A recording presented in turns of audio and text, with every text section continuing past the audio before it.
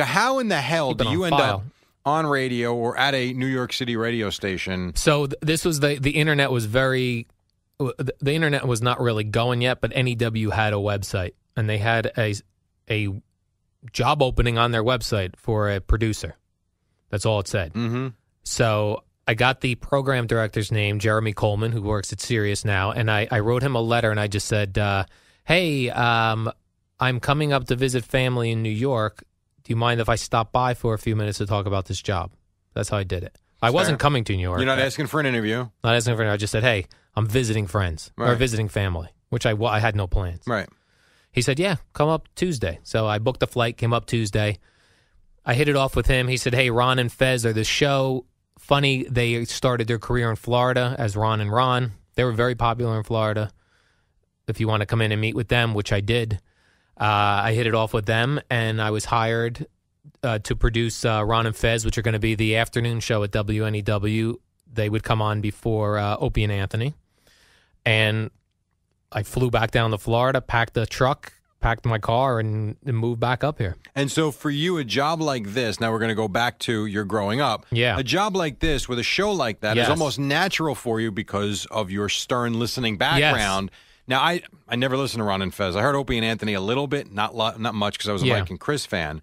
But Ron and Fez, did they do a lot of stern type of stuff? No, they did. They did funny talk. Okay. I don't think they were doing what Stern was doing. So they weren't trying to copy or mimic Stern. It was their own thing. Yeah, it was a very unique thing. Okay. That they were doing.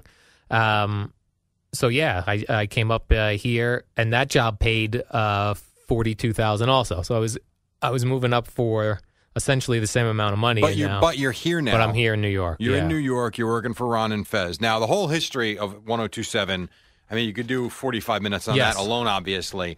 But so, do you enjoy the job? How many people are you even working with now? You're the producer. You're not on the board. So you're the one that's going to take the heat. But this isn't like a job where you're calling for guests and interviews. Right. This is more fun. Right.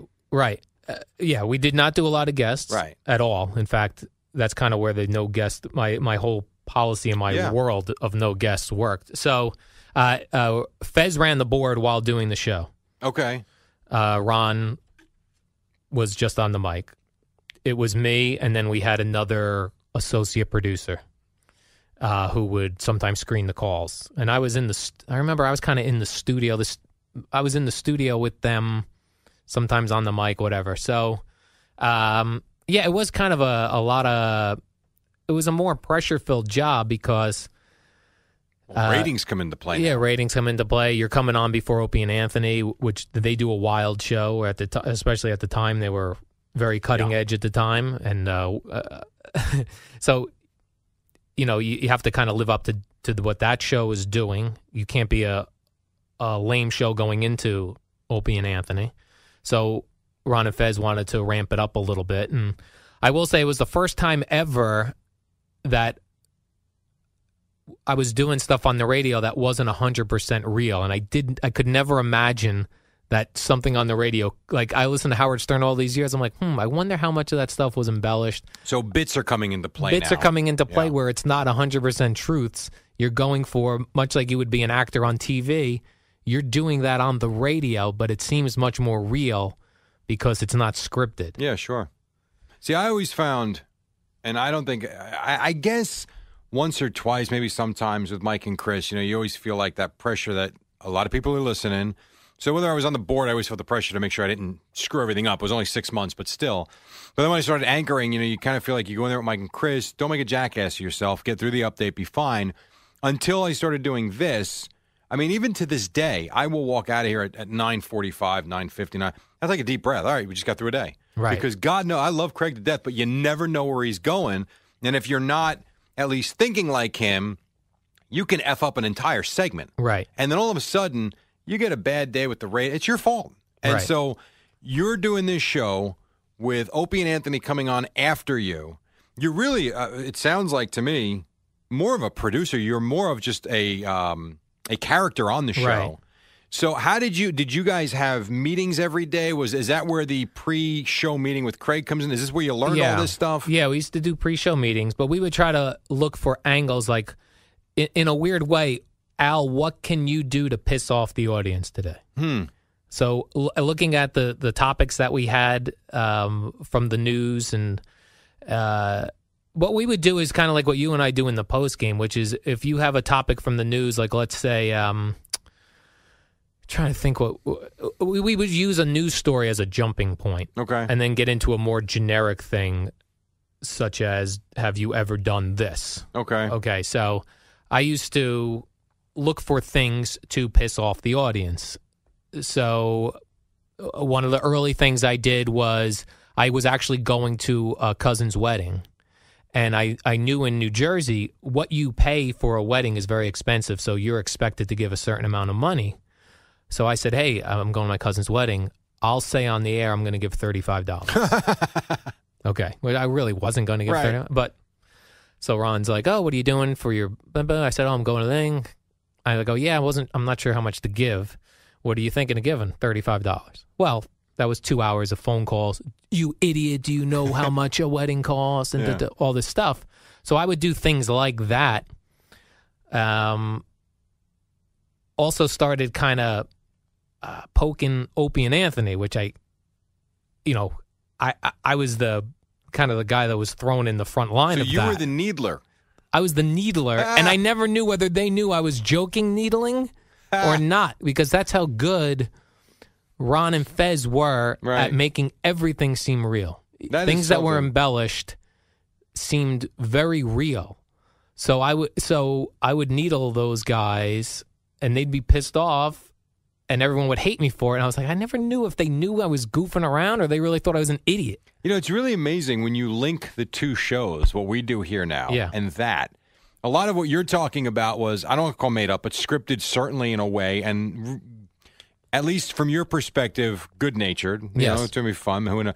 And here, a lot of that same stuff happens, but none of it's fake. You know, the tipping of the garbage man, the post office man, the whole thing with Craig and Mike. Like, a lot of this stuff is real. None of this stuff is scripted, but you actually lived it the other way. Yeah, you not necessarily scripted, but you embellish it a little bit. Yes. All right. So where I would still have those thoughts, I would just make them worse. Right. Okay.